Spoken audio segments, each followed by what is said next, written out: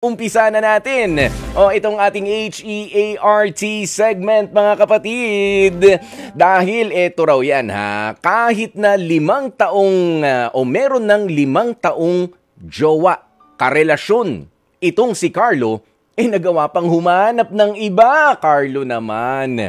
Nakilala nitong si Carlo ang dalawang buwan na niyang ka-talking stage lang. Kumbaga kakwentuhan, ganyan, sa isang dating app. Nako, mga dating app talaga. Pero si Carlo, sabi niya, una pa lang, sinabi niya na sa kanyang kausap online na meron naman na siyang girlfriend, karelasyon for 5 years. Pero imbis na umayaw at bumitaw na itong si Angel, na nakilala niya sa dating app, deadma lang at ipinagpatuloy pa ang kanilang lihim na landian.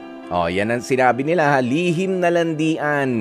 Hindi lang namang kwentuhan gustuhin man daw na kumalas nitong si Carlo kay Angel, ay takot ito dahil baka magsumbong naman si Angel doon sa legal na girlfriend ni Carlo. Kaya kausapin na nga po natin, itong si Carlo ay 27 years old mula sa Quezon City. Carlo, magandang tanghali sa iyo, Carlo. Hello po, magandang tanghali po. Carlo, meron ka ng 5 taon na girlfriend. Taga saan ba yung girlfriend mo? Taga dyan lang rin sa Quezon City? Yes po. Caloocan po. Oo, okay, sa Caloocan. So, regular naman ang mga pagkikita ninyo? Yes po. Ano naman po, every weekend po pag after ng work po. Nagkikita. Okay, ayan, yung pag-uusap ninyo, hindi ba nagiging matabang naman? Kasi ano ba napag-isipan mo? Bakit ka naman nag-install pa ng isang dating app? You're not supposed to be dating dahil exclusively dating na kayo ng girlfriend mo from Caloocan for 5 years. Bali po yung kaibigan ko lang po yung gano'n sa akin, sabi niya. Try ko daw po yung, akala ko po kung ano lang yun. Tapos yun pala po is dating app. And then nag-scroll lang po ako. Tapos yun po, may nakachat po ako doon. May nakachat. Oo, pero 'di ba the first time na nakita mo na, uy, sandali, ano ba 'tong mga 'to? May mga tao, may nagchat-chat. Dating app pala 'to. Hindi mo pa inalis? Hindi mo pa inan-install? Hindi pa po, parang nag-enjoy din po ako doon sa nag-enjoy. Umasa rin. Umasa rin na makakilala ng panibago magiging kaibigan. Pero in the first place, bakit naman in-install ng kaibigan mo ang isang dating app doon sa personal mong phone? Ano lang po parang bigla lang po nag-chat-chat lang po kami. Tapos parang nakaanoan ko po ng nakapagpalagay po ng loob yung ka-chat ko po. Parang maganda na po siya ka-chat. Hindi, mamaya tayo pumunta ron kay Angel, dun sa naka-chat mo. Ang sinasabi ko, bakit naman napunta kayo sa punto nung kaibigan mo na, pare, ito, subukan mo, mag-install ka ng dating app. Bakit? Meron ka ba naging problema sa girlfriend mo noon? O wala lang? Gusto mo lang ng bored ka lang? Wala naman po, parang na-curious lang po ako. Tapos sabi niya, try mo lang parang ganun lang. Pangpalipas lang daw po ng oras minsan sa opisina pag walang ginagawa po. Pampalipas ng oras sa opisina pagka walang ginagawa. Nauubusan ba talaga ng ginagawa sa opisina? Ha? Ano bang trabaho mo, Carlo? IT po. 'Di ba? Pagka mga IT medyo kailangan talaga. Tsaka ikaw hindi mo alam yung dinownload mo, IT ka? Ha? Tatagal na nung mga 'yan. Carlo. Actually po, alam ko naman po yun. Pero sabi ko, pwede ba may mag-chat-chat doon, gano'n? Sige, so out of curiosity, sinubukan din. Ayan. So nakahanap ka na nga ng katapat mo at nakachat. Sabi mo, nakapagpalagayan mo ng loob na si Angel. Ano na ba ang pangyayari? Magkwento ka nga. Simula nang makachat mo na itong si Angel. Ayun po, bali... Dahan-dahan lang dahan-dahan. Bali po, magka-chat po kami pag break ko po sa work, gano'n. Ano mga pinag-uusapan nyo? Wala lang. Mga tungkol po sa kung anong trabaho niya, anong ginagawa niya. Mga usual na chat lang po sa araw-araw po. Nung una yan, syempre day 1, pwede na masagot yan. Yung day 2, yung day 3, yung day 4, hanggang saan na ngayon ang pag-uusap ninyo nitong si Angel? Nasa body parts na ba kayo? Hindi pa naman. po. Wala pa. Parang ano lang yung mga ano po, qualities na mga hinaharap niya sa lalaki. Parang kasi tinanong niya din po kasi ako, pero sinabi ko po sa kanya the first place na may girlfriend po ako. Sinabi mo, at ano naging reaksyon niya? Okay lang? Opo, naging ano lang po sa kanya, parang okay lang po sa kanya. Kasi? Hindi ko din po alam, parang naghahanap din daw po kasi siya ng ano nun eh. Parang naghahanap din po siya ng mga kausap nung time na yon. Kaya para nagkaroon lang ng, ayun, aksidenteng nakapag-chat kami dalawa, nagkausap kami doon sa dating app po. Kung may aksidente pala, ba't hindi nyo inireport sa pulis? Aksidenteng nagka-chat sa dating app. Yung ganyan. Parang naghahanap lang po siya ng mga kausap. Tapos ako din po na libang-libang na din po doon sa chat po natin. Sige. I'm just being sarcastic, Kaya, kasi alam mo naman yan, na nagchat-chat ka, may tinatanong ka, sasagutin ka, you want to know the other person better, kaya ka nagtatanong-tanong kasi curious ka nga na makilala siya, pero nakakalimutan mo sa mga pagkakataong yon na magka-chat kayo nitong si Angel na may girlfriend ka nga pala. Dumating ka na ba sa puntong yon na, oo nga pala, nakumusta ko na ba yung girlfriend ko? Opo, sinabi ko po sa kanya, nung itong late na po, nasabi ko po sa kanya na na if ever pwede, ipinaliwanag ko po sa kanya na sabi ko, salamat dito sa time, tapos sana kung ano man yung natin dito, sana hanggang dito na lang, ganun. Sinabi ko na po sa kanya kasi po, parang nagigilty din po kasi ako sa girlfriend ko po. Nagigilty ka. Kayo ba nagkita na in person itong si Angel? Hindi pa po. May plano ba kayo na magkikita? Wala, papunta na po sana doon, pero sabi ko po sa kanya, doon po, pinigilan ko po, sabi ko po sa kanya na itigil na po namin yung pag-chat-chat namin po. Okay, sabi mo kasi dito, natatakot ka na baka magsumbong itong si Angel doon sa legal na girlfriend mo. Bakit ka naman matatakot? Magkapit-bahay ba? Magkakilala ba? Alam ba niya yung address mo? Pwede ka niya bang iskandaluhin? May nangyari ba sa inyo? Ba't ka matatakot? Doon po sa napag-usapan po kasi namin, nasabi ko po sa kanya kung saan ako nagtatrabaho. Baka po kasi pumunta dito if ever po ganun. Mag-ano po dito. Okay. Kung saan lang nagtatrabaho. Ba't takot ka naman? Ba't yung girlfriend mo ba dyan din nagtatrabaho? Hindi naman po, pero kilala po kasi yung girlfriend ko dito sa trabaho po namin kasi sinasama ko po dito minsan. Okay, kilala ng mga tao nakapaligid sa iyo. Sige, eto, kausapin ko na muna naman si Angel ng Caloocan, 23 years old, mas bata dito kay Carlo. Angel, magandang tanghali sa iyo. Magandang tanghali po. Narinig mo naman yung pinag-usapan namin ni Carlo. Opo. Okay. Ikaw naman, Iha, bakit naman pumayag ka na, sige, makipagkwentuhan pa rin, nasa dating app ka, I know, pero sinabi na nga nitong si Carlo na meron siyang karelasyon. Hindi ka ba nagkusa na lang na, sandali, lalayo na lang ako rito, may sabit ito? Nung una po, parang libangan lang, ko lang naman po na parang kausap siya, ganyan, para, parang, ano lang po ba? Pastime, gano'n. Ano bang gawa mo sa buhay, Angel? Work lang po. Okay, nagwa-work work bahay, ganyan. Okay. Sige, tuloy ang kwento. Tapos, yun nga po, parang lumalalim na din yung mga usapan, ganyan. Hanggang sa, ayun. Angel, ano yung lumalalim na usapan? Kasi nga kanina tinatanong ko, ano mga pinag-usapan ninyo? Saan ka nagbo-work? Anong gawa sa buhay? Anong qualities sa mga lalaki? So ano yung lalim ng usapan na sinasabi mo? Nandun na ba kayo sa punto na magkita tayo? Mag-date tayo? Hindi naman po. Sige, go. Parang mga kulit-kulitan lang po, gano'n. Anong pangungulit ang ginagawa ni Carlo? Nagpapa-cute na pangungulit? Hindi naman po. Parang siya kasi yung andyan pag gusto kong may kausap, ganun po. Tapos parang nawala na rin yung ano ko na, ay, may jowa pala to. Ganun. Pero pinipigilan ko naman po. Pero ano talaga ang pinaka-intention mo, Dahil sa mas kilala mo na gano'n na kayo katagal na magka-talking stage, magkakwentuhan nitong si Carlo? Parang mga 2 months po. Halos 2 months po. Oh, halos magto-2 months na, matagal-tagal na rin. Ikaw ba, malinaw na ang intensyon mo na talking stage lang yan? O baka naman gusto nyo ng palalimin yan? Sa ngayon po hindi na kasi babae din po ako. Alam ko naman din yung mararamdaman ng girlfriend niya. Kaya pinipigilan ko na rin pong kausapin siya. Yan, pinipigilan. So, ibig sabihin, meron na talaga namumuo rin na something mula sa'yo, Angel. Oh. Pero papaano yun? Capable ka ba?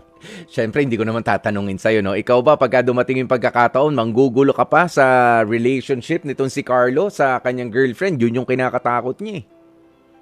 Hindi po. Hindi ko naman gagawin yun. Hindi kasi naman gagawin. Parang nare-realize ko na ako naman din yung mali dito. Yun po. Okay, sige. O ito, bibigyan ko kayo ng pagkakataon ni Carlo na makapag-usap and para maging maayos na rin, ano?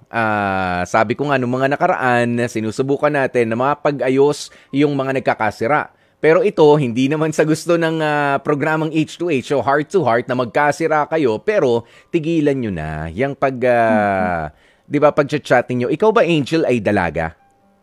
Opo. Meron ka na rin ibang mga ka-chat sa dating app na in-install mo? Actually, first time ko lang po yun parang ano ko lang yung app na yun sa mga workmate ko. Parang gusto kong itry to, ganun po. Kaya parang doon natuto na rin ako na hindi dapat ganun yung gawin ko. Yes, oo. Pero tinatanong ko lang naman dito, no, kung meron ka ring iba pa namang mga nakaka-chat, nakukumusta na medyo mas maayos ang status? Yung sigurado talagang single na naghahanap din ng kapwa niya single, walang sabit, kung hiwalay man, annulled na, yung ganyan. Wala po. Wala pa. Siguro ngayon maghahanap na po. Yung ganyan. Sige. Yung yung wala nang sabit. Yung walang sabit. O yung hindi ka makakapang-apak ng ibang tao. Yung may respeto ka sa kapwa mo babae. Lalong-lalo na. Sige. Ito, si Carlo at si Angel, maganda mapag-usap natin. Okay? Para mabigyan linaw at formal nang tapusin itong komunikasyon ninyong dalawa. Kaya naman, sige, Carlo and Angel, mag-usap kayo.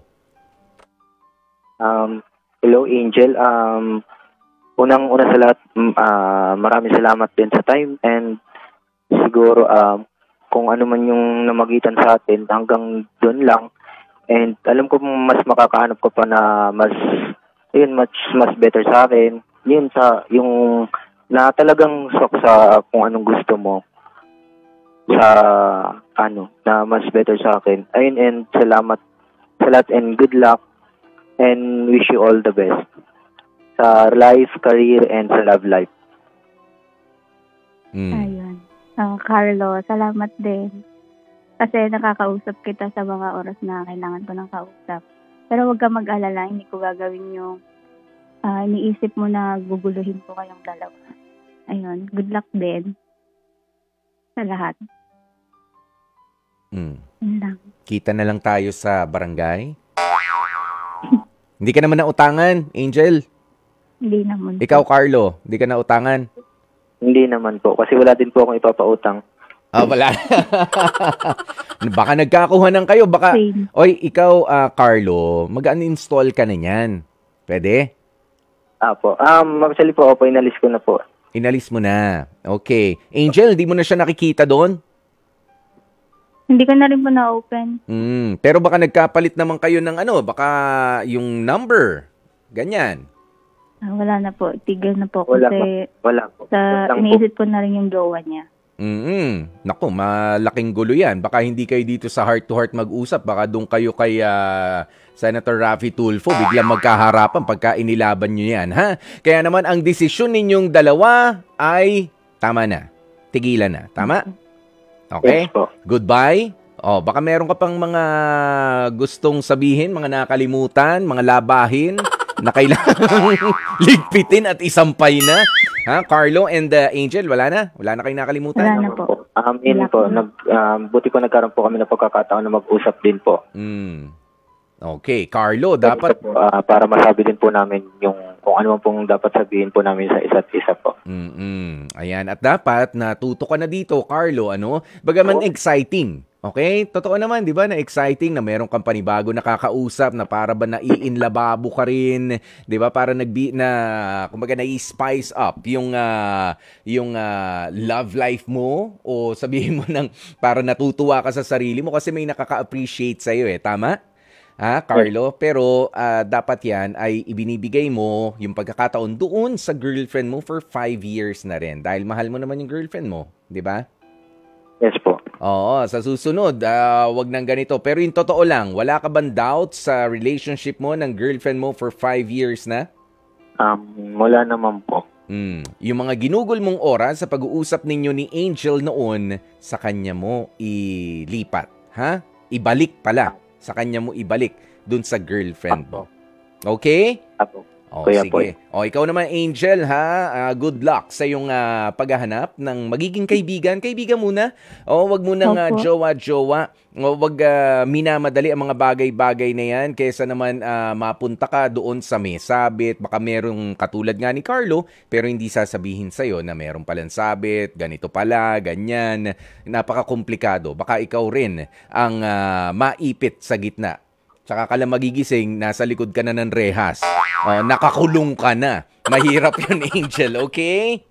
Opo. Alright. Thank you po. Alright, maraming salamat sa inyong dalawa. Sa oras nating 12:29, mga kapatid, bigyan na muna natin ng awitin itong si Carlo at si Angel na pinili ng tapusin ang kanilang ugnayan. Dahil nga si Carlo ay meron naman na talagang girlfriend, naging magka-talking stage lang sila pero piniling tapusin na kaysa magkasabit-sabit pa. Pero sabi nila sa huli, maraming salamat sa mabilis na friendship na meron naman sila. Especially for you. Love question of the day.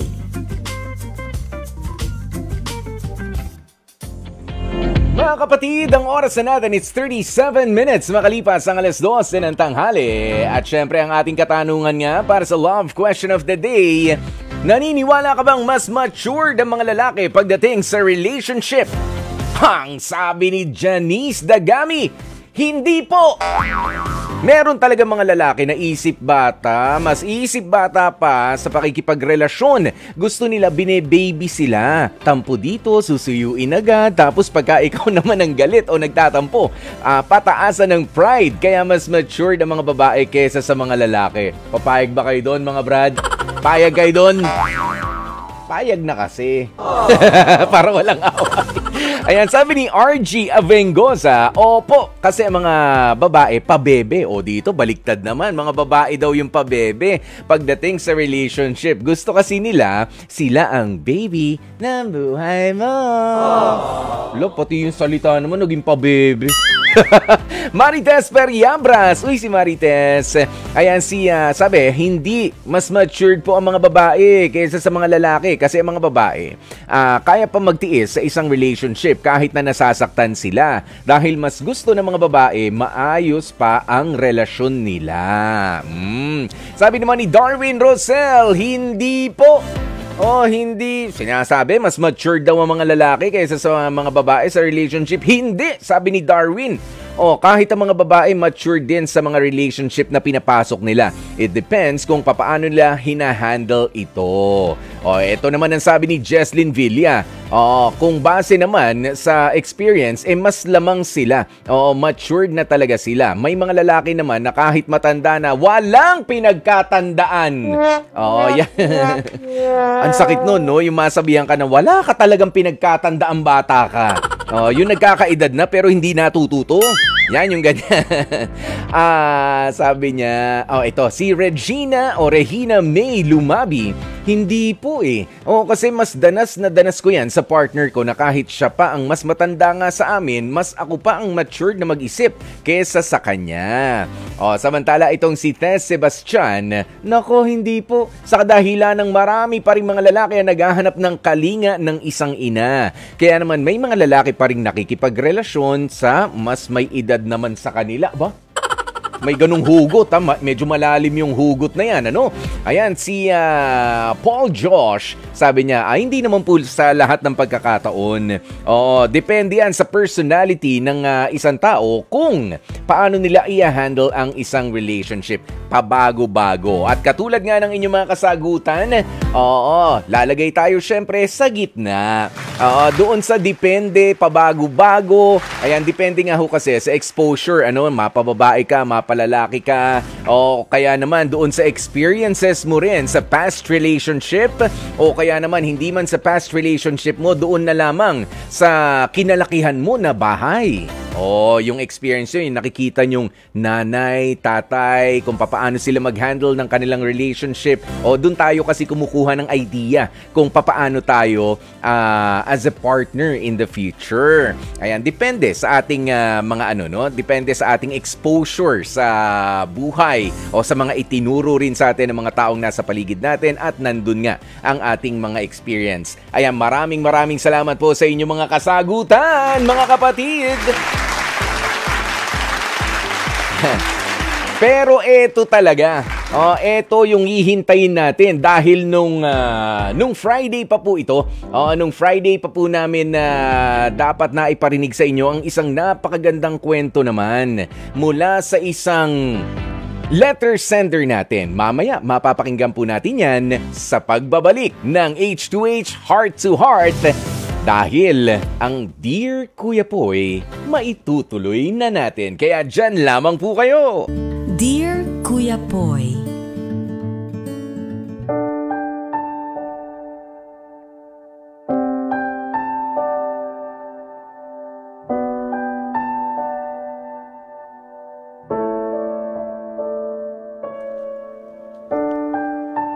Dear Kuya Poy, ayoko na sa boyfriend kong breadwinner.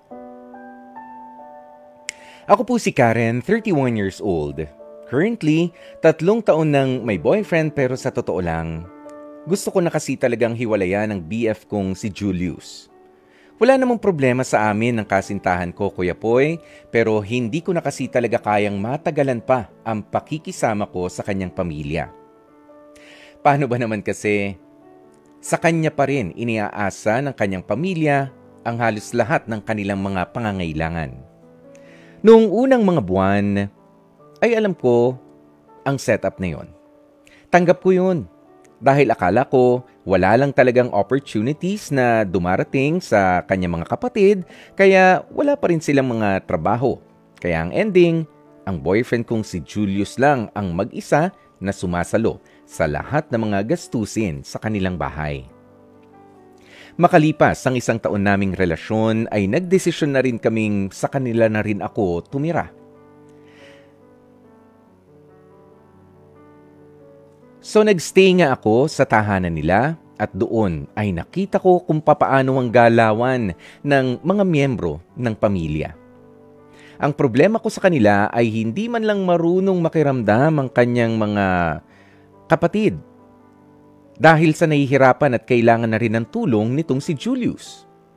Matatanda na, Kuya Poy, ang mga kapatid ni Julius.